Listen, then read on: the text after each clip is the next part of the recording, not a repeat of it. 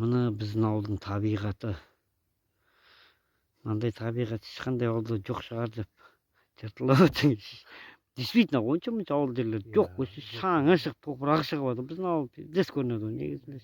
Аяқтан аша әдемі көрінеді екен. Көрдіңіздер ме? Біздің ауылдың тау бар, біздің ауылда. Таудың үстінде біз өмір сүреміз. Сіздер ұқсап, жердің астында, жер тас жерде. Дачаны көрің, біздің ауылда қандай дачалар бар. Палуан.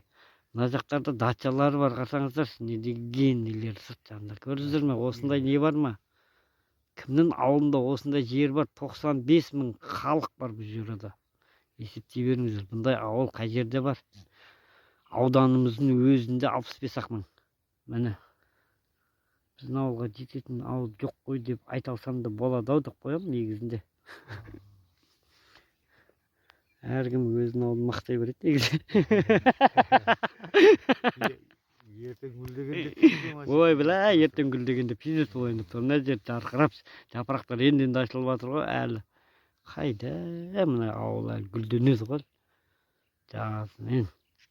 Қыстың күні мына таулардан сырғанап түсіп, суға прямой кете бересіздер. Көрдіңіздер ме мына речканы? Міне. Осыдан шайнап шыға бересіздер. Міне.